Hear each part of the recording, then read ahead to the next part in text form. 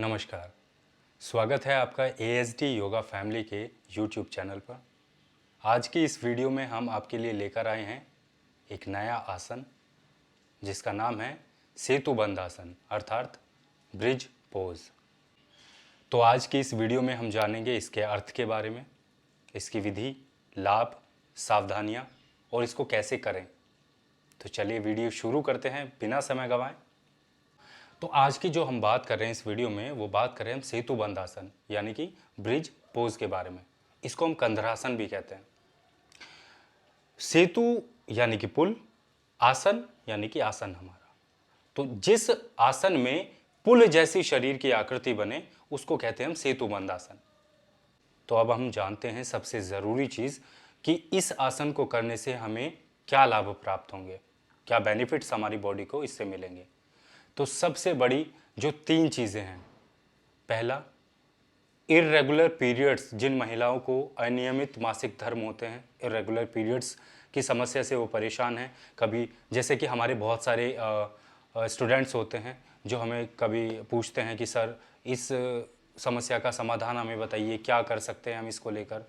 तो इसके बहुत सारे आसन हैं, तो उनमें से एक ये मेजर आसन है जिसकी सहायता से आप इस समस्या से निजात पा सकते हैं। रेगुलर बेसिस पे अगर आप इसको रेगुलर करेंगे तो आप उस समस्या से निजात पा सकते हैं। तो सबसे पहला, इर्रेगुलर पीरियड्स। दूसरी जो सबसे बड़ी चीज़ आ जाती है, जैसे कि हमारी महिलाएं हैं तो उनको कभी कभी मिसकैरेज की जो प्रॉब्लम है वो फेस करनी पड़ती है, जो गर्भपात की जो समस्या है वो फेस करनी पड़ती है। तो आप इसको अगर अपनी लाइफस्टाइल में आप इसको ऐड करेंगे, इस आसन को और आसनों के साथ इसको ऐड करेंगे तो ये उस समस्या से भी हमें दूर रखता है, आगे जाके ये प्रॉब्लम फेस नहीं होती। और तीसरी जो सबसे बड़ी जो समस्या है, कभी कभी रिप्रोडक्टिव जो ऑर्गन्स होते हैं वो बहुत वीक होते हैं या बहुत तरह की समस्याएं होती हैं। तो इस आसन को करने से अगर आप इसको भी अपने लाइफस्टाइल में ऐड करते हैं तो आपके जो रिप्रोडक्टिव ऑर्गन्स यानी कि हिंदी में अगर बताएं तो प्रजनन अंग जो होते हैं हमारे, उनको ये पुष्ट करता है, उनको बहुत ज़्यादा मजबूती प्रदान करता है।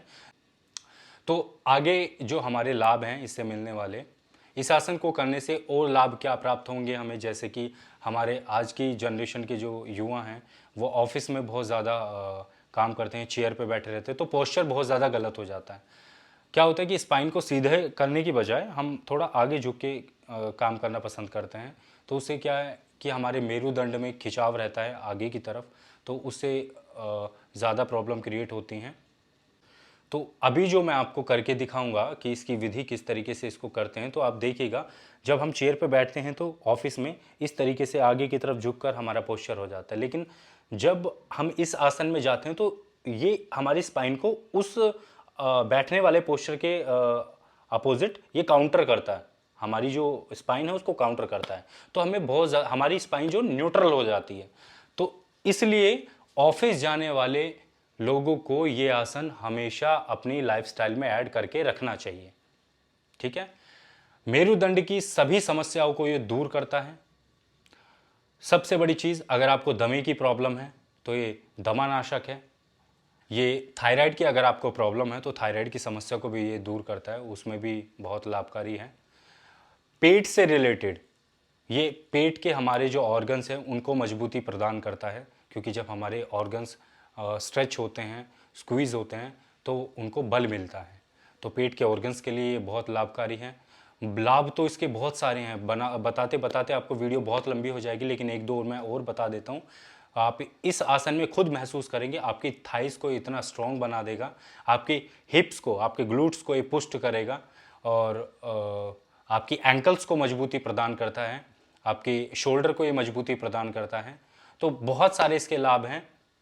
लेकिन अब आपको जो मैं सबसे ज़रूरी बात बता रहा हूं वो ये है कि लाभ तो इसके आपने जान लिए, लेकिन लाभ के साथ साथ हमें सावधानियां जानना भी बहुत ज़रूरी होती हैं कि किस को ये आसन नहीं करना चाहिए और किस को ये आसन करना चाहिए।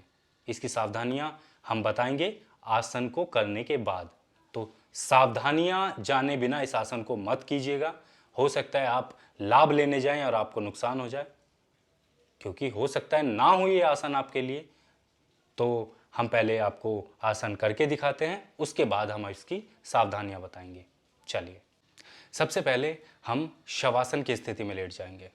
ठीक है, सबसे पहले हम शवासन में लेट जाएंगे, आराम से बिल्कुल रिलैक्स, पीठ के सहारे अपनी ब्रीदिंग प्रोसेस को नॉर्मल होने देंगे। धीरे से अपने घुटनों को फोल्ड करेंगे और अपनी हील्स को, जो आपकी हील्स हैं, वो मैक्सिमम नज़दीक लेकर आएंगे अपने हिप्स के, जितना आप ला सकते हैं। ठीक है, और अब धीरे से, अगर पॉसिबल हो, बिगिनर्स के लिए पॉसिबल हो, तो अपनी एंकल्स को अपने हाथों से इस तरह टाइटली पकड़ लें। ठीक है, और अगर नहीं हाथ पहुंच रहे, हो सकता है कि किसी का फैट बहुत ज़्यादा हो, हाथ बहुत ज़्यादा स्टिफ हो, शोल्डर बहुत स्टिफ हो, पैर, थाई पे फैट बहुत ज़्यादा हो, जिससे कि आपके काफ मसल्स और थाई के बीच में जो स्पेस है वो कम रहे और आपके जो हील्स हैं वो नज़दीक ना आ पाए, तो आप बिना पकड़े भी आप अपनी पाम्स को मैट पे इस तरह रख सकते हैं, यहाँ पे। ठीक है, तो मैं दोनों तरीके से आपको बता देता हूँ एक बार। सबसे पहले हम बिना एंकल्स को पकड़े परफॉर्म करते हैं अपने सेतु बंदासन को। तो जो हील्स में आपकी गैप रहेगा वो आपके बिल्कुल शोल्डर लेवल रहना चाहिए, आपके नीज में जो गैप है वो भी आपके बिल्कुल शोल्डर लेवल रहना चाहिए, और आप एक बार जो अलाइनमेंट है शोल्डर का, नीज का और हील्स का, वो आप एक बार चेक कर सकते हैं इस तरीके से। ठीक है, हाँ। तो अब हम क्या करते हैं, अपनी पाम्स को धीरे से अपने हील्स के बिल्कुल पीछे रख लेते हैं इस तरीके से, और श्वास को भरते हुए, ब्रीद इन करते हुए, हम अपने हिप्स को, कमर को ऊपर की तरफ उठाएंगे इस तरीके से।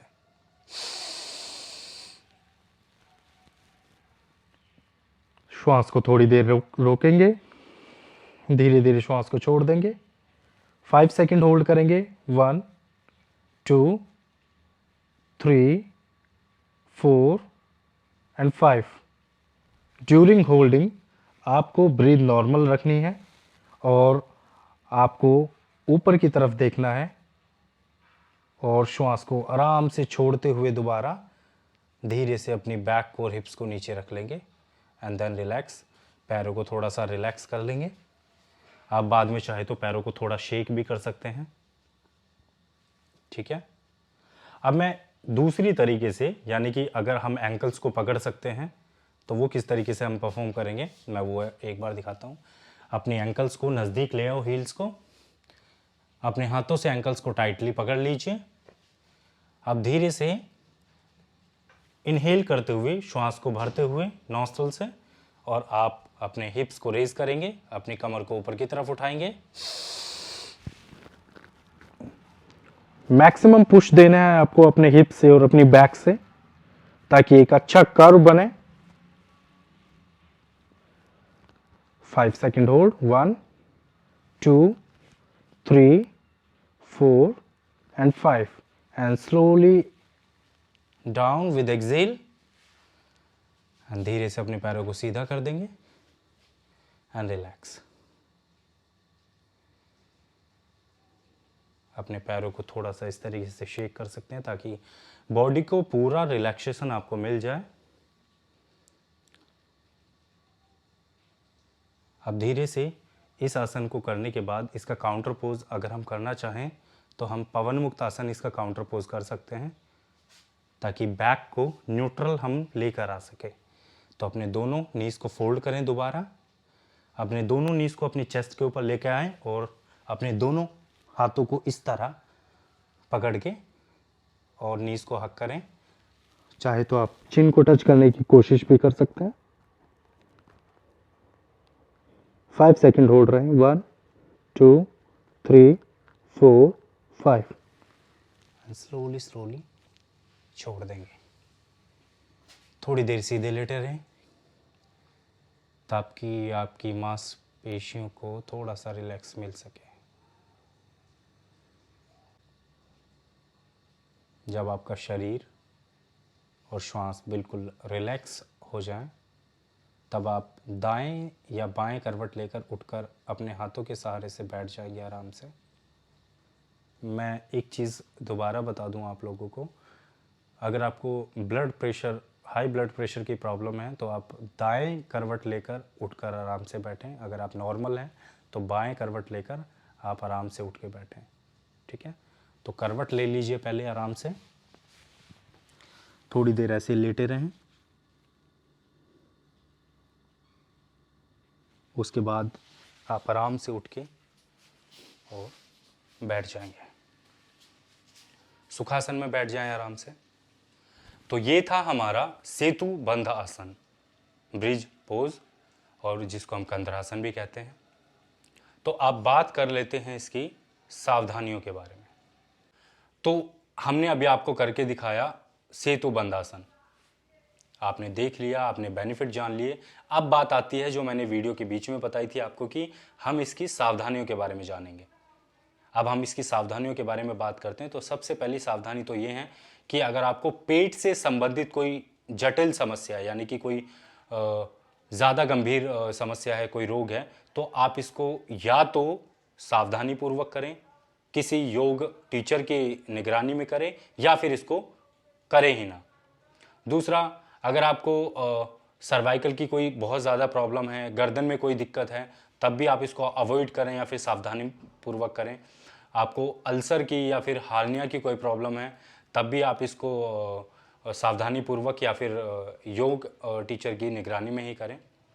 और सबसे बड़ी बात, अगर आपके स्पाइन में कोई प्रॉब्लम है तो मेरे हिसाब से स्पाइन को लेके आपको कोई रिस्क नहीं लेना चाहिए।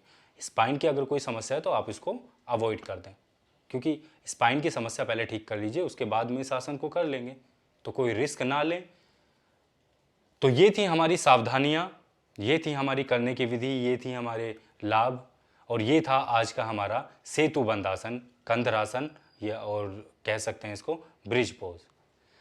तो उम्मीद करते हैं आपको वीडियो बहुत अच्छी लगी होगी, आपको बहुत सारी जानकारी हासिल हुई होगी इस वीडियो से।